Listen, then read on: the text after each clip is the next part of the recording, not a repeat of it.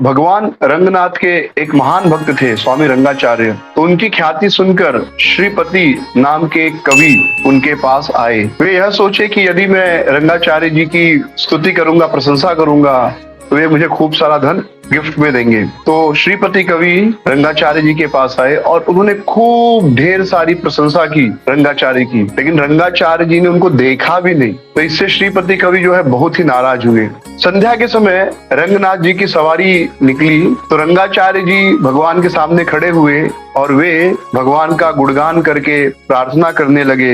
पापो हम पाप कर्मा हम पापात्मा पाप संभव त्राहि माम पापिनम घोरे सर्व पाप हरो हरि। कि मैं जो हूँ पापो हम, मुझसे हमेशा पाप होते रहता है, मेरे सारे कर्म जो है पाप युक्त है, मेरी आत्मा पाप युक्त है, जितने भी पाप संभव मैं वह पाप करता हूँ, हे हरि मुझे सभी पापों से मुक्त करो। तो यह प्रार्थना कौन कर रहे हैं?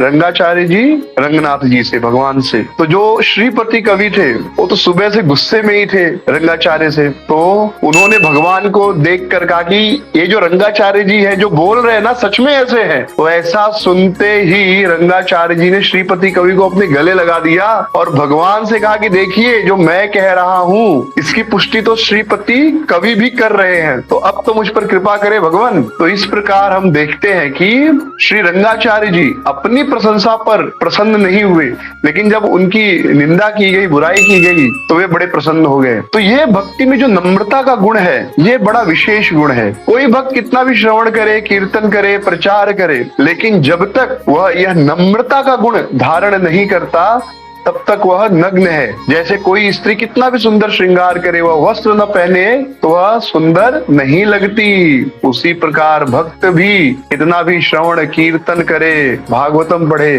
पर यदि उसके अंदर नम्रता नहीं है तो वह सुंदर नहीं लगता। तो नम्रता जो है भक्ति का वस्त्र है। बिना वस्त्र के कोई भी व्यक्ति सुंदर नहीं लग सकता। एक भक्त बिना नम्रता के सुंदर नहीं लग सकता। इसलिए तुलसीदास जी कहते हैं, नम्र भय सद्गुण टिकत ऊंचे ते गिरिजात, पर्वत पर जल रहत नहीं सिंधु माही ठहरात। नम्र भय होत नहीं ऊंचे उठे विनाश, आंधी में तुन बचे रहे बड़े वृक्ष को नाश। तो तुलसीदास जी कह रहे हैं कि जब व्यक्ति नम्र होता है तो सद्गुण जो है टिकते हैं, और यदि व्यक्ति के अंदर अहंकार आए तो जो उसके अंदर के अच्छे गुण है वो समाप्त हो जाते हैं। जैसे जल पर्वत पर नहीं रहता लेकिन समुद्र में रहता है। तो व्यक्ति नम्र हो तो उसके अंदर भय नहीं होता, लेकिन यदि व्यक्ति नम्र न हो तो उसके अंदर हमेशा भय रहता है। जैसे आंधी में तृण तो उसका कोई नाश नहीं होता, लेकिन बड़े बड़े वृक्ष टूट जाते हैं। तो भक्ति का जो मुख्य अंग है वह है नम्रता। इसलिए परम पूज्य राधानाथ स्वामी महाराज जी कहते हैं, humility is not part of devotional service, it is heart of devotional service. Hare Krishna.